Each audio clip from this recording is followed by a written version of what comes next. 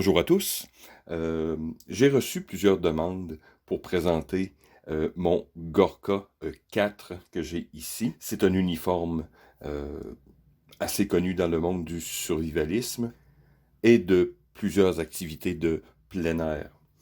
Quoi qui est relativement méconnu ici en Amérique, au Canada et spécialement au Québec. Le vrai nom du Gorka, ici, je ne me ridiculiserai pas en prononçant le nom russe, je vais simplement vous le marquer en bas de l'écran, mais on pourrait simplement le traduire par habit, uniforme ou costume coupe-vent des montagnes.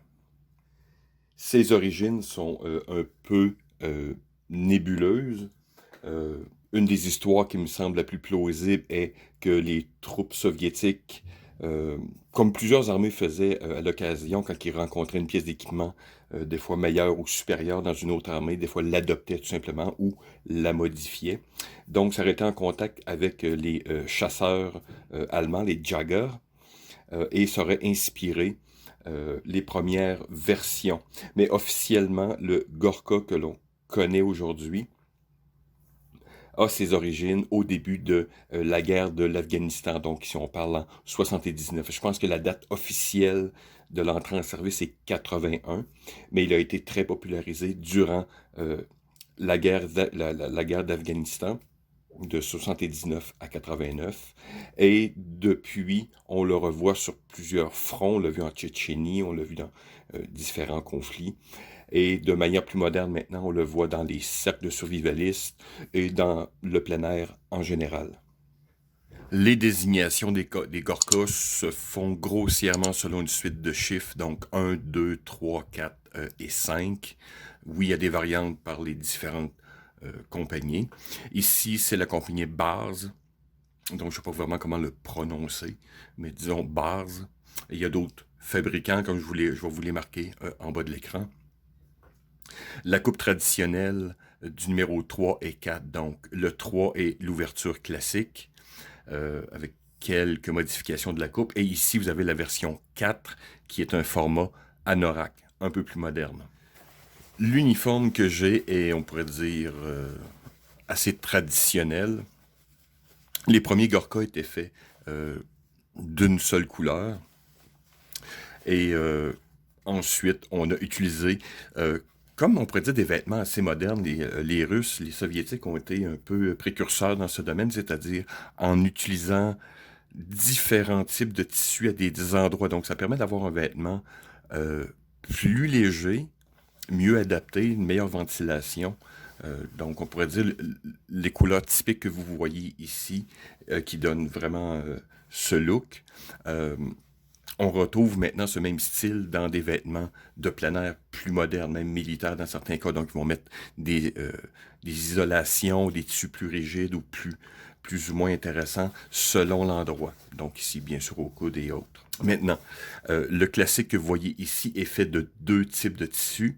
Question d'économie sûrement. Encore, comme j'ai expliqué souvent au niveau militaire, on va essayer de reprendre une pièce d'équipement pour l'adapter à une autre. Ici, vous avez le tissu classique de Palatka.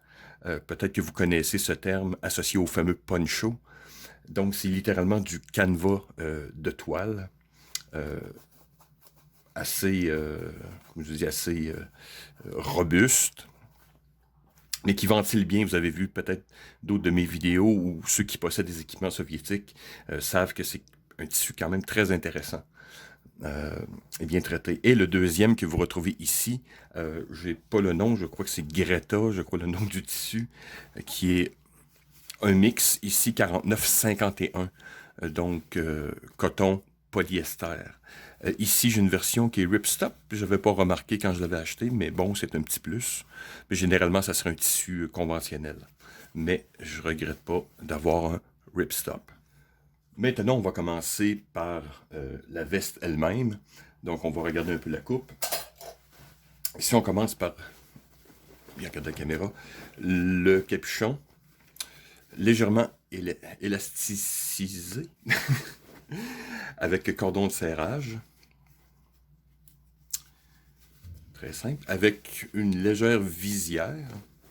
C'est une capuche qui n'est pas énorme, donc elle n'est pas faite techniquement, enfin pour ce modèle, pour porter avec un casque de combat régulier. Donc, c'est vraiment, je sais qu'il y a une casquette typiquement Gorka qui est utilisée. Mais on dirait que ce vêtement était conçu pour porter une coiffe régulière. Donc, voilà. Et vous avez un ajustement à l'arrière. Donc, que ça soit bien cintré sur votre tête pour la montagne. L'attache de type, évidemment, c'est un anorak. Donc, vous avez une ouverture, on pourrait dire, un quart en haut. Donc, bouton classique. Rien de très compliqué. Voilà. Dans le milieu, comme tout bon anorak, vous avez une poche kangourou.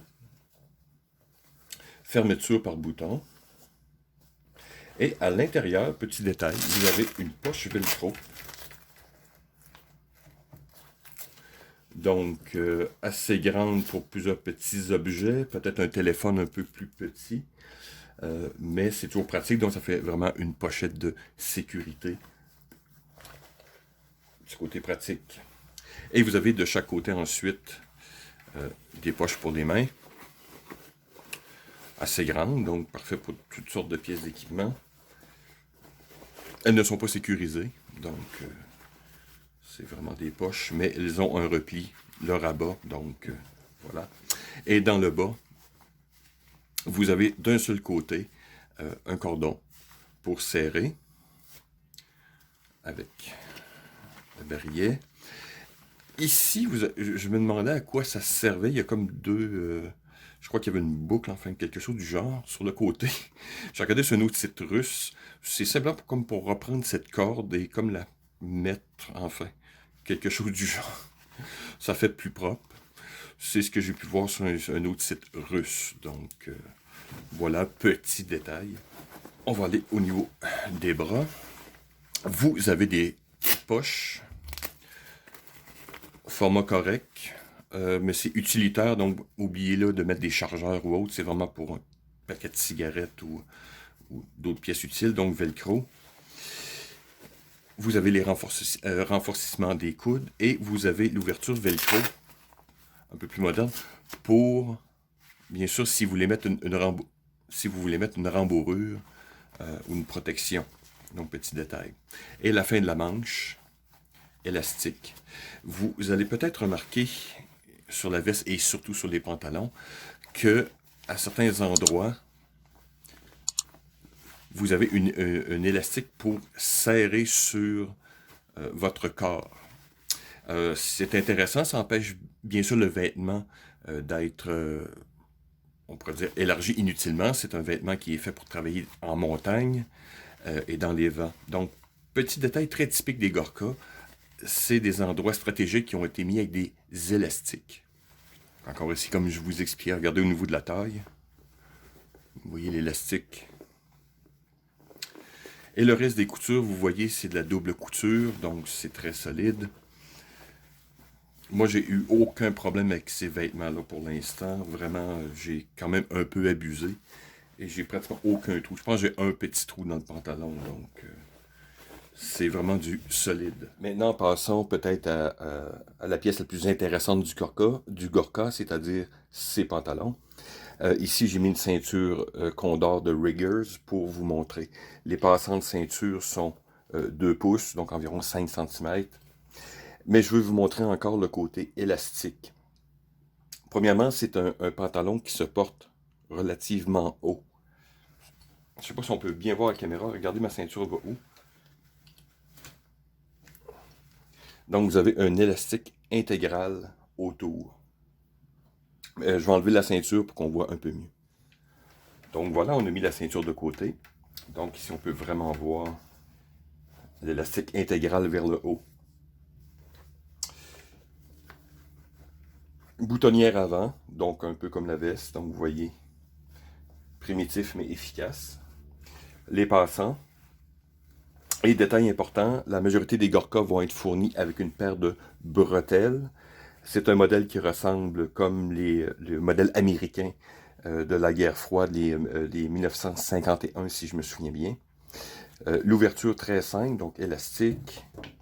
Vous avez un bouton canadien. Encore ici, selon le fabricant, ça peut varier. Je vais vous montrer une vidéo. C'est d'une grande simplicité, mais c'est très efficace. Le tout reste très plat. Donc, vous voyez, ce n'est pas des bretelles conventionnelles, c'est simplement à 2 points sur chaque côté. Donc, ici encore, on coupe un peu le budget et c'est très, très, très efficace. J'adore ce type de bretelles. J'ai une version américaine que je me sers dans beaucoup de pièces d'équipement. Et j'aime bien que les Gorka ont le même principe. Vous voyez ici les attaches pour les bretelles. Donc, détaillons encore l'autre chose. À l'arrière, vous voyez encore le tissu, le Greta. 2 poches classiques. Sur les côtés, vous avez 2 poches cargo.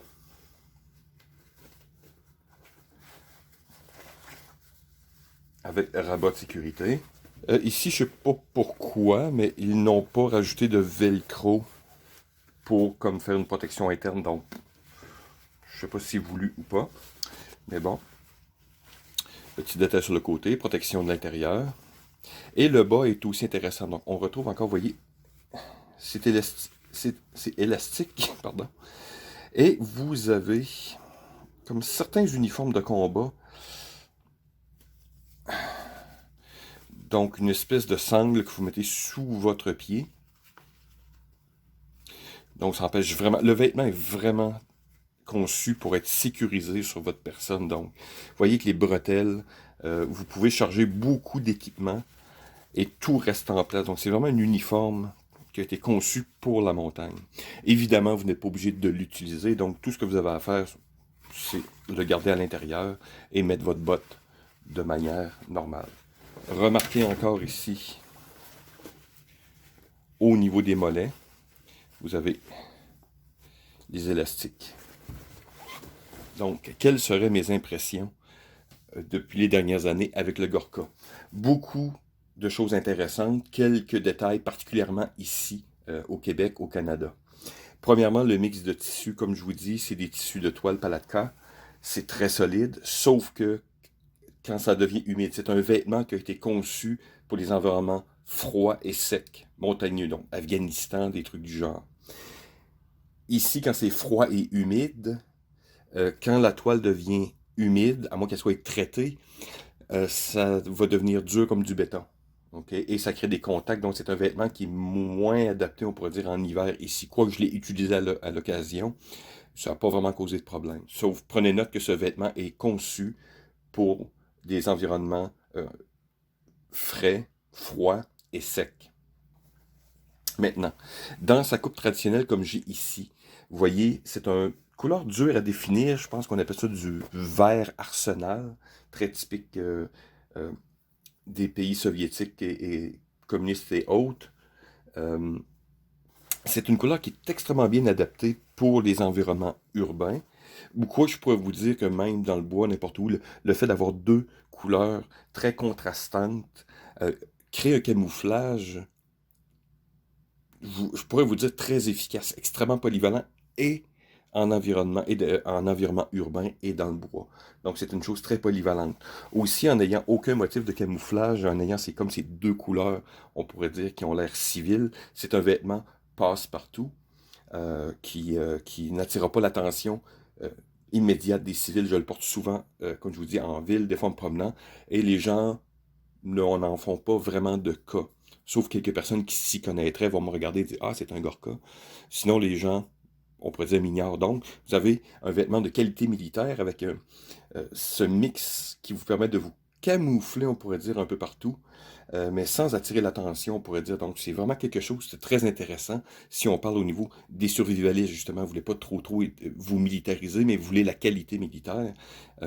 Évidemment, le Gorka, ça sera un vêtement parfaitement pour vous. Il y a des options. Ne vous en faites pas. Si vous faites vos recherches, vous allez voir qu'il y a un paquet de Gorka de toutes sortes de camouflages. Je pense que j'en ai vu en 4 pattes canadiens même. Donc si vous voulez camoufler, c'est pas vraiment un problème. Mais moi, vraiment, j'adore avoir juste ces 2 couleurs contrastantes. Vraiment génial. Autre aussi, chose très intéressante, c'est son coût. L'uniforme au complet, dans ce cas-ci, m'a coûté environ $100. Ça fait quelques années, je pense que je l'ai payé moins cher que ça, donc 90, je crois. Et j'avais une livraison gratuite de l'Ukraine, quelque chose du genre.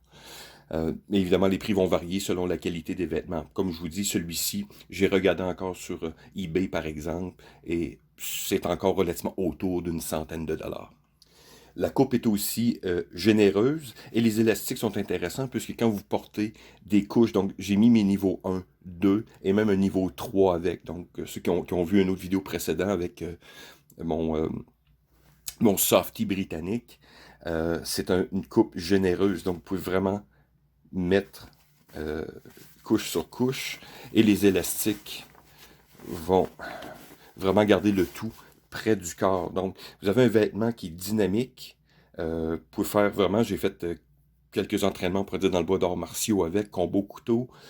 C'est un vêtement dynamique, mais primitif quand même. Donc, comme je vous dis encore, ici, les Russes, les Soviétiques ont fait des choses intéressantes avec peu de moyens. Donc, c'est un vêtement, comme je vous dis, que je vous recommande. Faites vos recherches. Euh, pour son coût, c'est vraiment l'espèce de l'uniforme à garder chez soi. Comme vous voyez, ça fait des années que je l'ai regardé. Et comme un vieux jeans, plus vous l'usez, plus il devient confortable, spécialement le Palatka. Donc, vraiment, j'adore cet uniforme. Voilà, alors merci de m'avoir écouté. À la prochaine.